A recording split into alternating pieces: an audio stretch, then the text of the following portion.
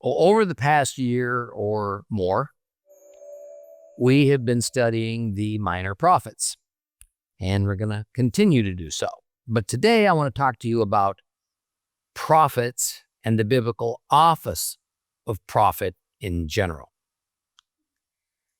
Now, I've noticed that the term and the understanding of its meaning and nature can be misunderstood, and so it can be misapplied, both to ancient times and to modern times, because it does not mean the same thing on each occasion it's used in the Bible.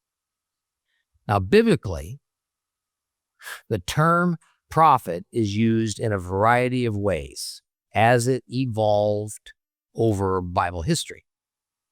So it's not as precise of a term as one might imagine.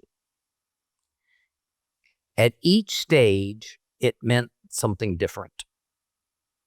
So not only is it important to discern its intent from a purely Bible study standpoint, but also what it means for us when a 21st century person refers to him or herself as a prophet. Now, from a purely theological viewpoint, the term prophet speaks of someone who has a special connection with the divine, right? That's well beyond the ordinary. Sometimes that connection seems as basic as but a good relationship between a human and their God at times when such a relationship is in short supply. Sometimes it can be the prophet used as that divinity's earthly mouthpiece, or one who carries out certain actions on the divinity's behalf. Other times it can indicate a teller of the future, a seer. Now, I'm presently using the term divine and speaking of God as the little g God, because as anyone who has read the Bible knows, gods other than the God of Israel had their own prophets as well. Now, we hear regularly in the Old Testament about the prophets of Baal. I mean, who could forget the colossal clash that Elijah had with the prophets of Baal near Mount Carmel?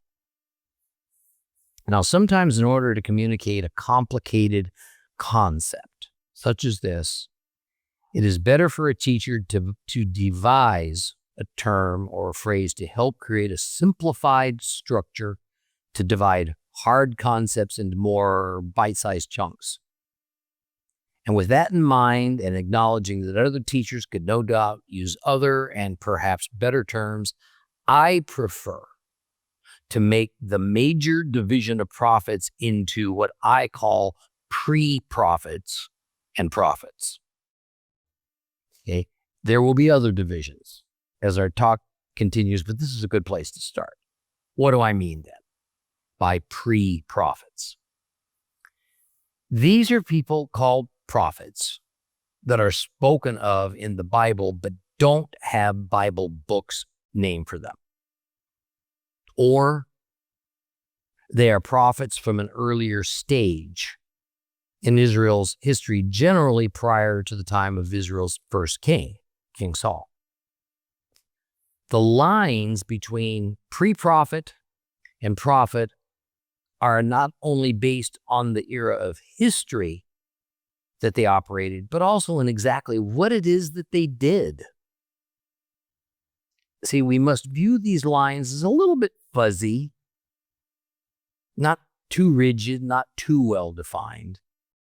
Probably the best way to explain is to take a brisk walk through the Bible to demonstrate the various uses and meanings of the term prophet as applied to certain biblical characters. So the first mention of a prophet in the Bible is ascribed to Abraham in Genesis chapter 20. And there we read, Abraham traveled from there towards the Negev and lived between Kadesh and Shur, while living as an alien in Gerar. And Abraham was saying of Sarah, his wife, she's my sister. So Avimelech, king of Gerar, sent and took Sarah. But God came to Avimelech in a dream one night and said to him, you're about to die because of the woman you have taken, since she is someone's wife. Now, Avimelech had not come near her, so he said, Lord, would you kill even an upright nation? Didn't he say himself to me, she's his sister? And even she herself said, he's my brother. In doing this, my heart's been pure, my hand's innocent. And God said to him in the dream, yes, I know that in doing this, your heart's been pure, and I too have kept you from sinning against me. This is why I didn't let you touch her. Therefore, return the man's wife to him now. He is a prophet, and he'll pray for you so that you will live. But if you don't return her, no, you will certainly die, you and all who belong to you. Now, here the term prophet indicates Abraham's close relationship with God. And therefore, that whatever Abraham is doing, he and his family will be divinely protected and directed. As we proceed in reading about Abraham, we find he has audible two-way conversation with God. And that God instructs Abraham to do certain things. Next, chronologically speaking, we read of Aaron, Moses' brother, being described as a prophet. In Exodus 7:1, but Adonai said to Moshe, I have put you in the place of God to Pharaoh, and Aharon, your brother, will be your prophet. You are to say everything I order you, and Aharon, your brother, is to speak to Pharaoh and tell him to let the people of Israel leave his land.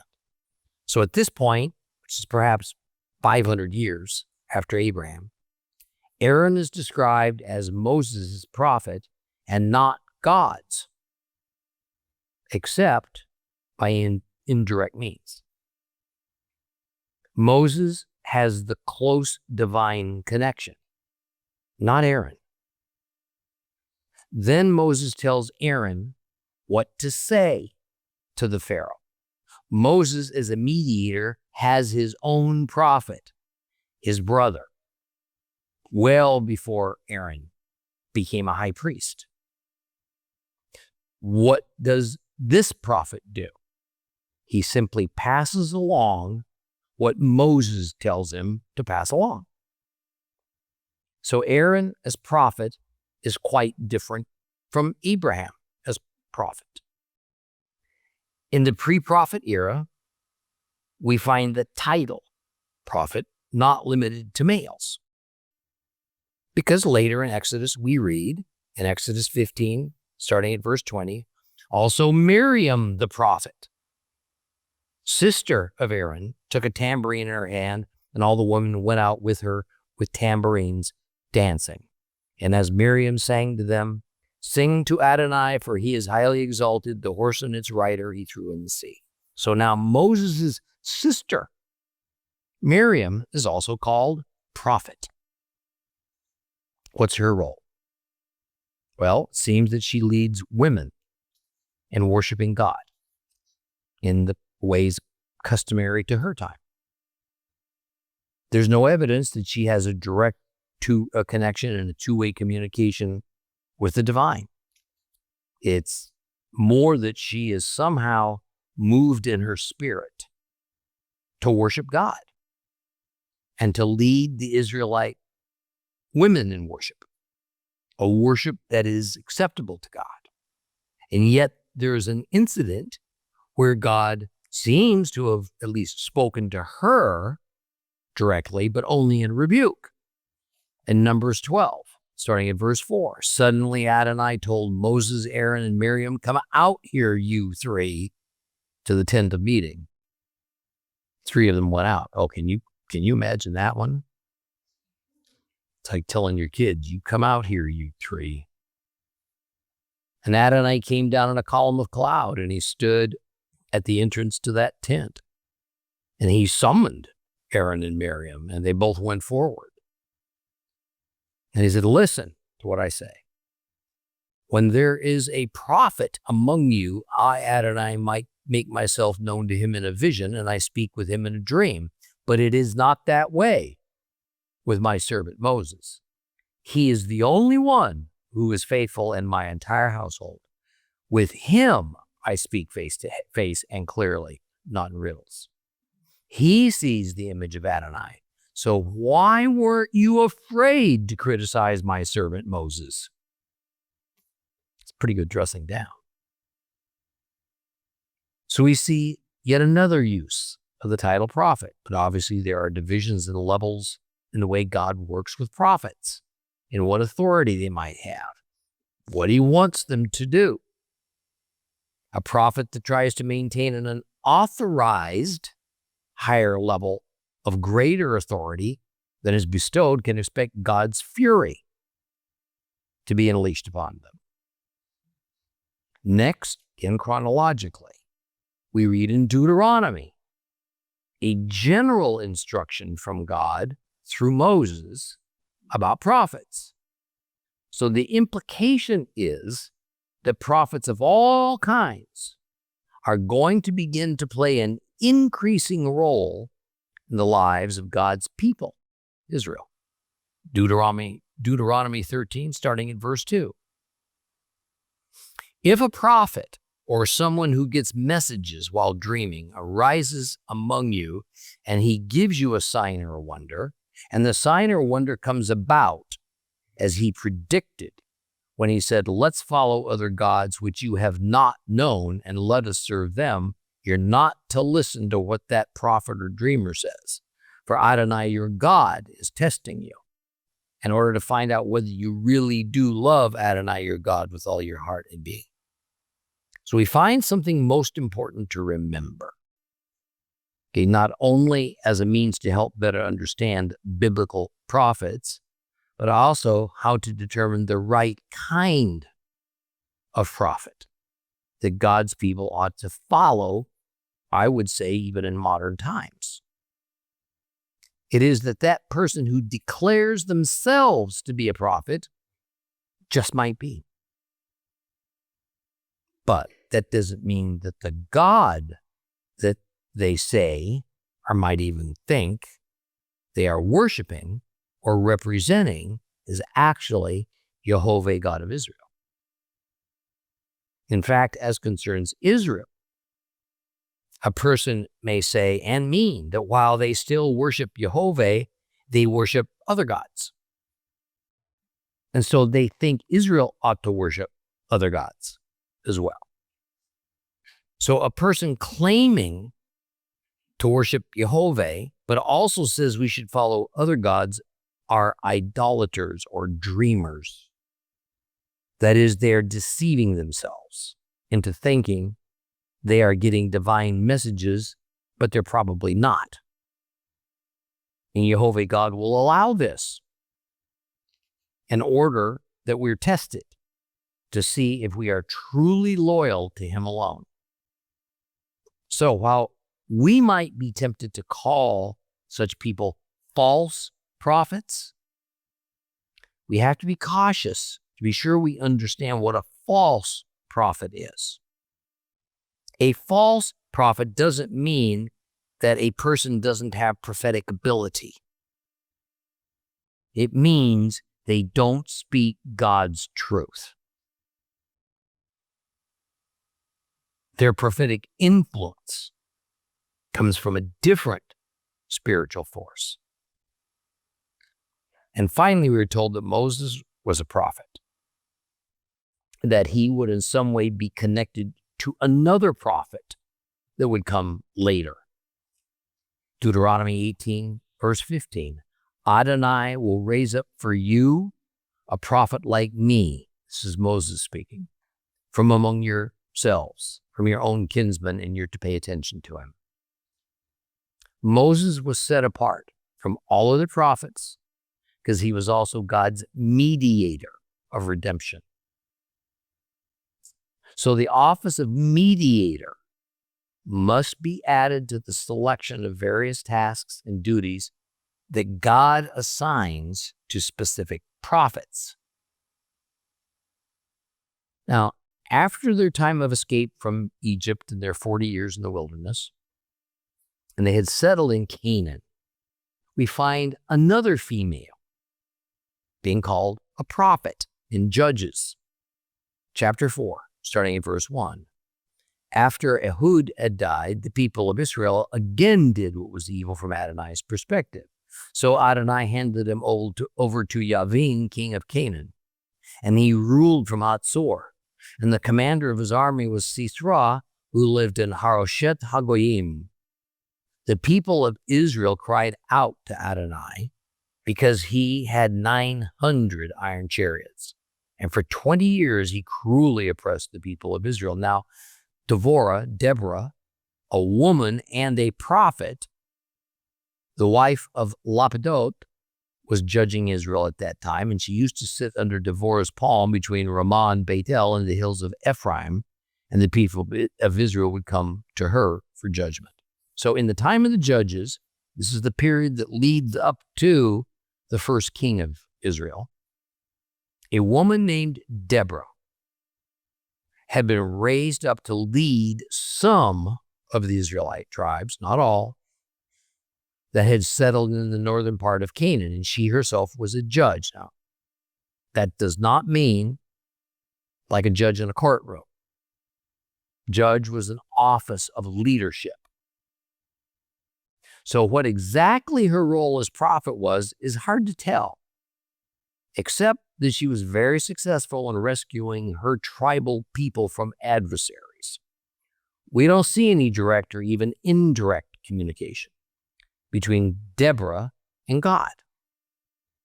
Being called prophet was probably to indicate a good relationship with God and to acknowledge that it was his will that Deborah had become elevated into the position of a judge. Now, as Bible history leads us to the person who would transition Israel from the time of the judges to the time of the kings, then Samuel, Shmuel, is introduced. He was raised by a priest and at times operated like one. So we read this about Samuel in 1 Samuel chapter 3, verse 20. All Israel from Dan to Beersheba became aware that Shmuel had been confirmed as a prophet of Adonai. Adonai continued appearing in Shiloh, for Adonai revealed himself to Shmuel in Shiloh by the word of Adonai. So Samuel's role is kind of a strange hybrid of priest and prophet. You're not quite a mediator, but much more than a strange new group of men that had sprung up. These men were called Nevi'im. Nevi'im. Now, Nevi'im, which is in Hebrew is usually just translated as prophets, were men whose roles in Israelite society are pretty hard to pin down. They weren't prophets like Samuel, and there's no actual mention of a direct communication between them and God, nor are they like, say, Hosea, Isaiah, Jeremiah, or the more familiar prophets that would come later. They tended, these Nevi'im, to operate in groups. And their main calling card was to go into trances, or they would speak ecstatically, that is, speaking very mystical ways in some high state of emotion. All right, and they were considered the holy men of their time, living in communes, and they were respected by the people of Israel. And what authority they carried isn't entirely clear, and how someone was selected and accepted in the community of the Nevi'im, that isn't clear either. 1 Samuel chapter 10, starting at verse 8. After that, you will come to Giv'ah of God, where the Philistines are garrisoned, and on arrival at the city there, you will meet a group of prophets coming down from the high place, preceded by lutes and tambourines and flutes and lyres, and they will be prophesying. Then the spirit of Adonai will fall on you, and you will prophesy with them and be turned into another man. And when these signs come over you, just do whatever you feel like doing, because God's with you. Then you're to go down ahead of me to Gilgal, and there I will come down to you to offer burnt offerings and present sacrifices as peace offerings. Wait there 7 days until I come to you and tell you what to do. Kind of strange. So whatever the purpose and function of these bands of Nevi'im were, clearly at least some of them were doing the will of God, and they had some type of relationship with it. At the time of David, these Nevi'im seemed to play an increasing role in worship and spiritual discernment, in bringing the word of truth to Israel's leaders. 1 Samuel again, chapter 19, starting at verse 19. King Saul sent messengers to capture David. But when they saw the group of prophets prophesying, with Shmuel standing and leading them, the Spirit of God fell on Shaul's messengers, and they too began prophesying. And when Shaul was told, he sent other messengers. They too began prophesying. And Shaul sent messengers a third time. They also prophesied. Then he himself went to Ramah.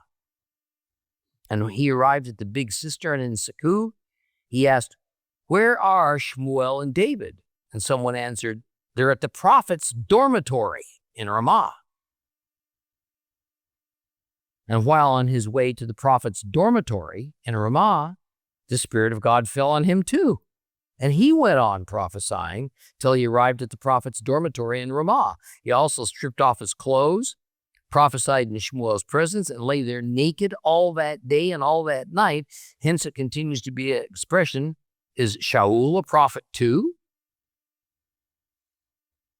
All these references to prophets were to the Nevi'im, who clearly were in tune with the Spirit of God, yet in the performance of their duties, their behavior could be bizarre, at least bizarre to us. But a new class of prophet was about to arise.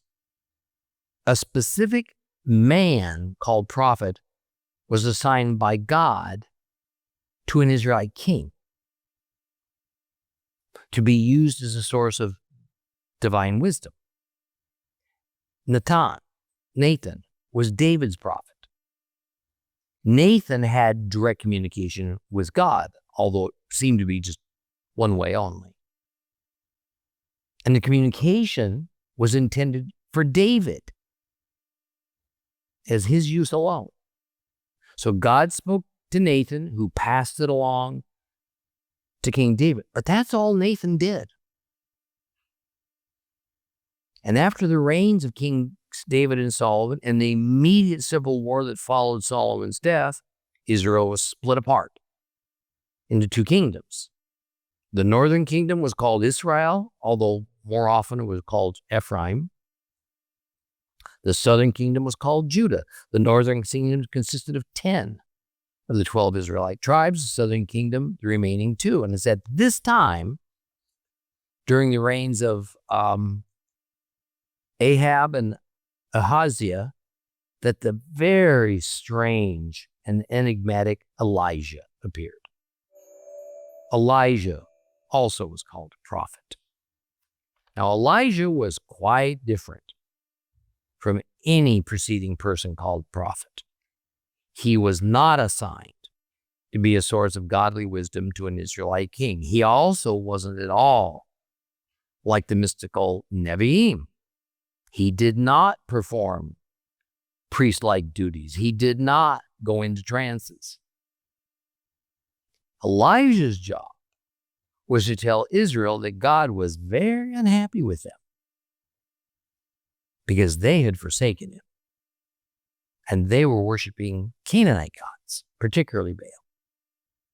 Now, to understand Elijah's role, one must first understand that up to this point in Israelite history, they fully believed in the existence and influence of many gods.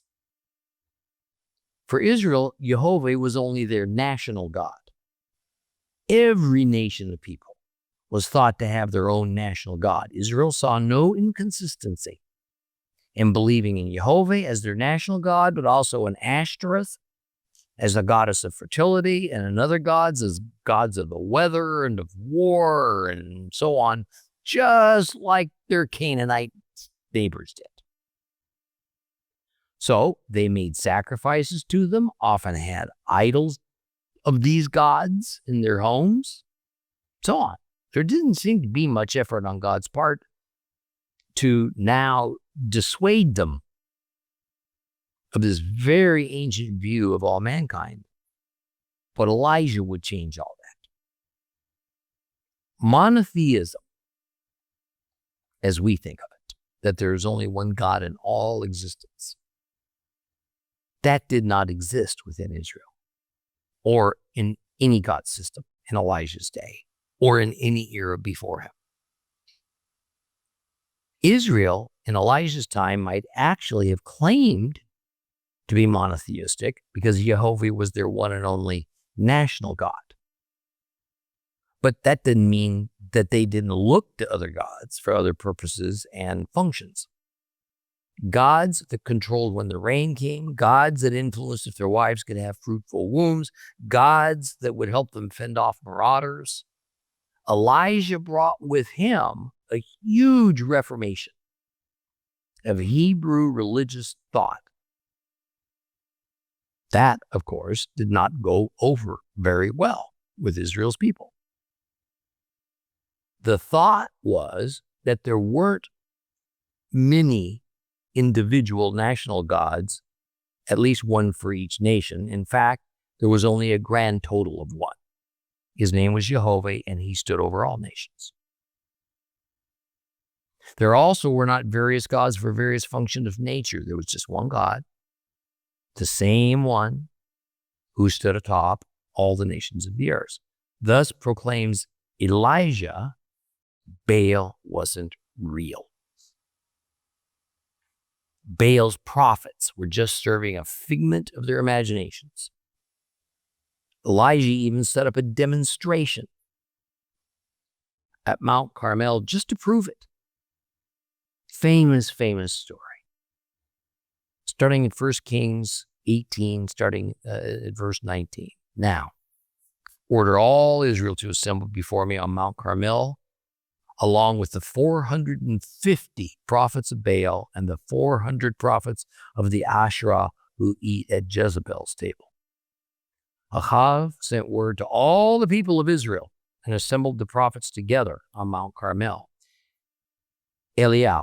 Elijah, stepped forward before all the people and said, "How long are you going to jump back and forth between two positions? If Adonai is God, follow him. But if it's Baal, well, follow him." The people answered him not a word. And then Elijah said to the people, I alone am the only prophet of Adonai who is left. All Baal's prophets number 450. Let them give us 2 young bulls, and they can choose the bull they want for themselves. Then let them cut it into pieces, lay it on the wood, but put no fire under it. I'll prepare the other bull, lay it on wood, and put no fire under it. Then you call on the name of your God, and I will call on the name of Adonai. And the God who answers with fire, let him be God. All the people answered, "Good idea." Agreed. Then Elijah said to the prophets of Baal, "Choose 1 bull for yourselves, prepare it first, because there's many of you. Then call on the name of your God, but put no fire under it." They took the bull that was given to them, prepared it, and called on the name of Baal from morning until noon. "Baal, answer us." No voice was heard. No one answered as they jumped around on the altar that they had made. Around noon, Elijah began ridiculing them. Shout louder. After all, he's a god, isn't he? Maybe he's daydreaming. Maybe he's on the potty. Or he's away on a trip. Maybe he's asleep. You have to wake him up. So they shouted louder and they slashed themselves with swords and knives, as was their custom, until blood gushed out all over them. By now it was afternoon, and they went on ranting and raving till it was time for the evening offering, but no voice came. No one answered. No one paid any attention. So in doing this, Elijah had set himself not so much against the Canaanite gods as against the monarch of Israel at that time, King Ahab, who worshiped them. The king's wife, Jezebel, worshiped the goddess Ashtoreth. That was Baal's consort, who was the goddess of the fertility cult. King Ahab was fully on board with worshiping Baal because it was popular. It was usual for the times. Elijah determined at God's command to show Ahab and Jezebel there were no such things as Baal and Ashtoreth, and to the prophets of those two phony gods that they were worshiping figments of their imaginations. Now, we just read what happened. In a public display, Elijah proved that those two pagan gods were real. But Jehovah was. Elijah ushered in an entire new thought process for Israel of true monotheism, and neither the monarchy of Israel nor Israel's citizens were any too happy about it. Nor did they believe it, by the way. He was run out of town. Elijah was threatened with his life for his efforts to bring forth the truth. Following Elijah was his handpicked successor as a prophet, Elisha. Elisha, in a sense, became involved in the politics of Israel. And he had a direct hand in a revolution. Omri's dynasty was put onto the throne of Israel as a result, and the cult of Baal was destroyed. 1 Kings 19, starting at verse 15. Adonai said to him, go by way of the Damascus desert, that's Damascus desert, and when you get there, anoint Hazael to be king over Aram. Also anoint Yehu, the son of Nimshi, to be king over Israel, and anoint Elijah, the son of Shaphat, of Avel Machalah, to be prophet after you. Yehu will kill whoever escapes the sword of Hazael, and Elisha will kill whoever escapes the sword of Yehu.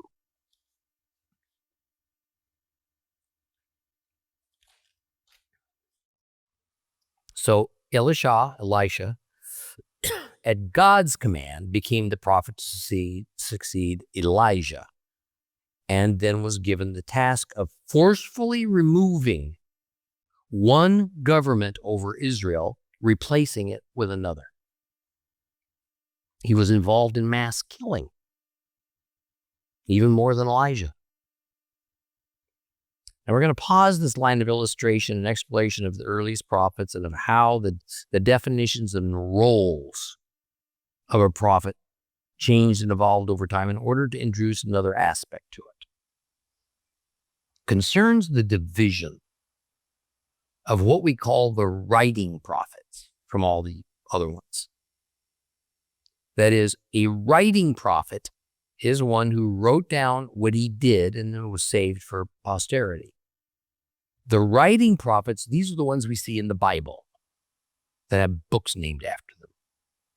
This group of writing prophets then is subdivided into what our Bible table of contents typically say are the minor prophets and the major prophets. Now, a minor prophet, they were never called that in the Bible.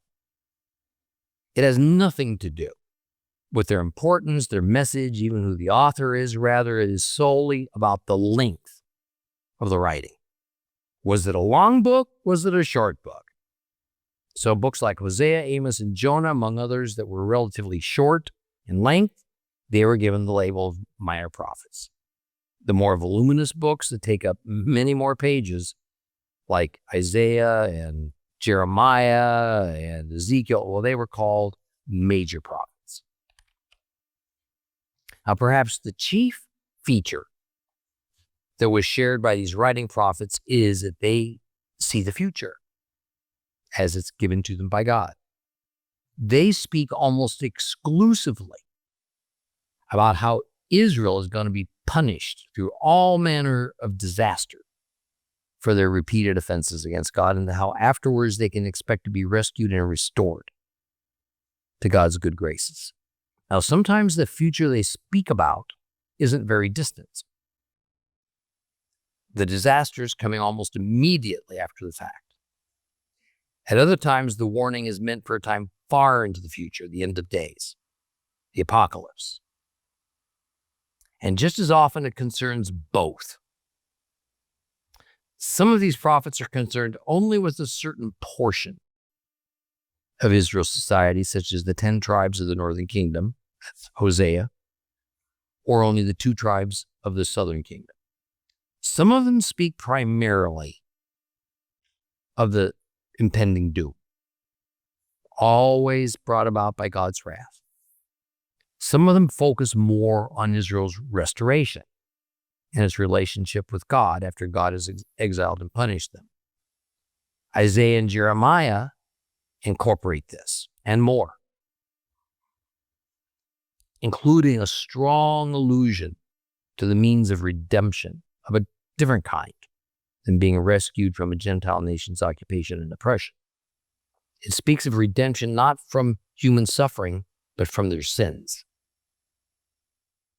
And this redemption by a future divine Messiah. Ezekiel goes so far as to explain what happens after the end of days, when God's wrath comes to an end. And so the world enters a whole new era of peace and shalom as the kingdom of heaven arrives at its fullest reality. That is, Ezekiel speaks about what is commonly called the millennial period, or what some Christians call the 1,000-year reign of Christ, and what Jerusalem will look like when it's restored, new temple, new Levite priesthood, and all. So what of New Testament prophets? Mark 6:4, but Yeshua said to them, the only place people don't respect a prophet is in his hometown, among his own relatives, or in his own house. Acts 3, starting at verse 17. Now, brothers, I know that you did not understand the significance of what you were doing, and neither did your leaders, but this is how God fulfilled what he had announced in advance when he spoke through all the prophets, namely, that his Messiah was to die. Therefore, repent and turn to God so that your sins may be erased, so that times of refreshing may come from the Lord's presence, and he may send the Messiah appointed in advance for you, that is, Yeshua. He has to remain in heaven until the time comes for restoring everything, as God said long ago when he spoke through the holy prophets.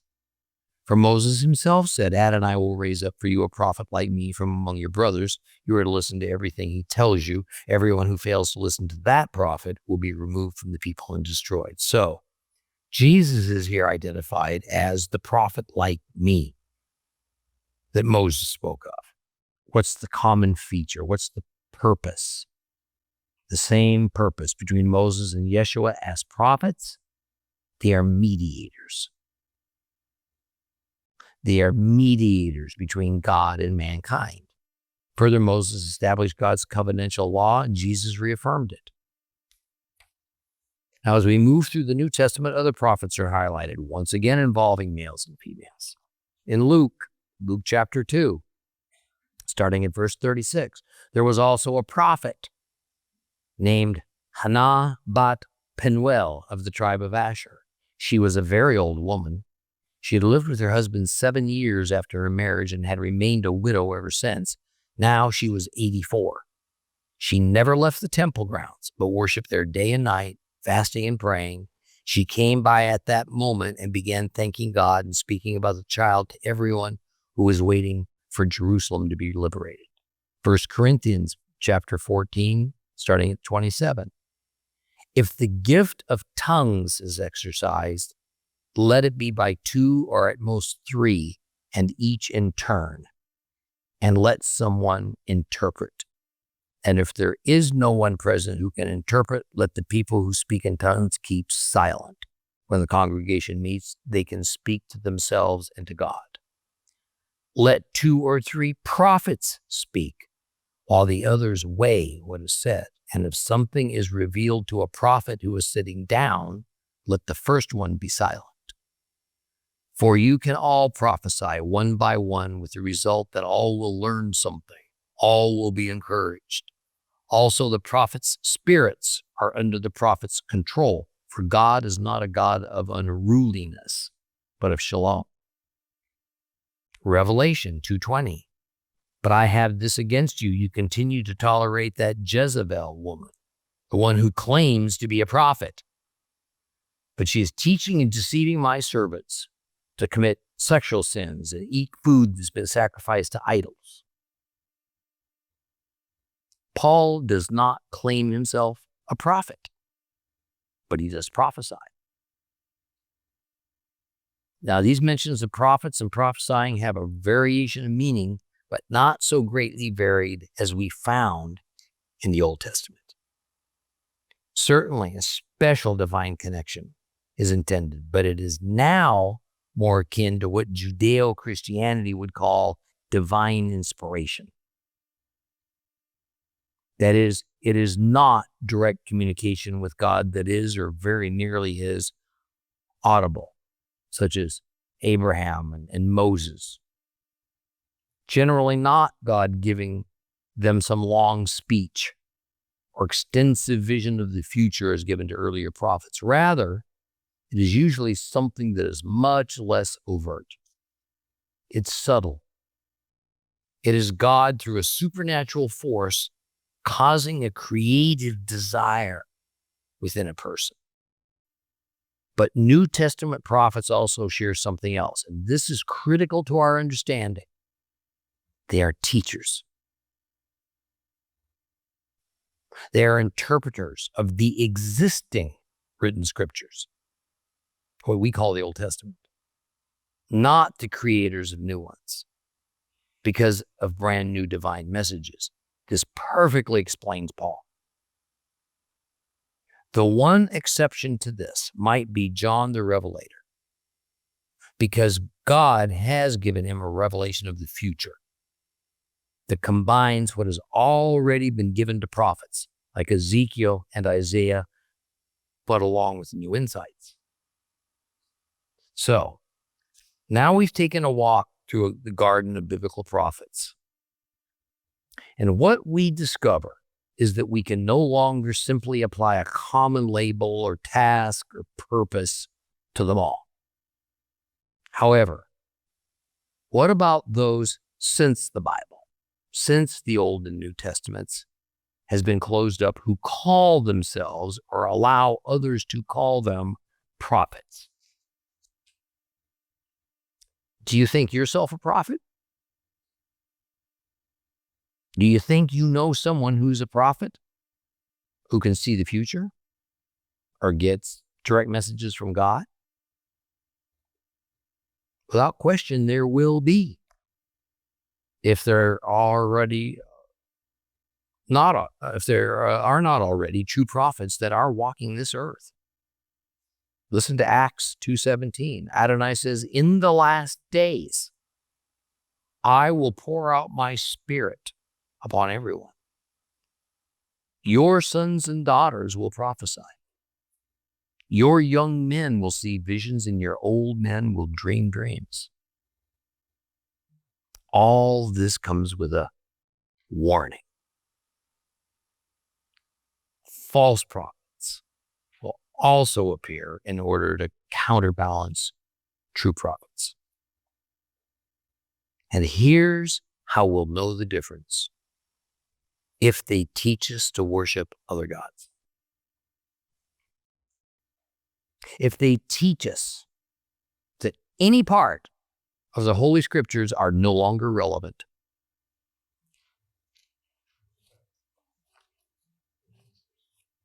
Or they replace Scriptures with the doctrines of men. And this is the most important, what they publicly proclaim as a word of God does not come true. Then they are false prophets. And for any of these reasons, they should never be listened to again. It doesn't matter how inconsequential or expansive their prophecies. A word from God never fails. When a person, I would say nearly always a self-proclaimed Christian, who holds themselves up as a prophet of God, and they prophesy or predict, and it doesn't happen, we are to recognize that this person is deluded in a most dangerous way. This, we are warned, is only going to increase as we enter into the end of days. Okay. For more teachings of real Bible study and to rediscover God's Word with Tom Bradford, visit Torah Class today on the web, streaming TV, or download the Torah Class mobile app.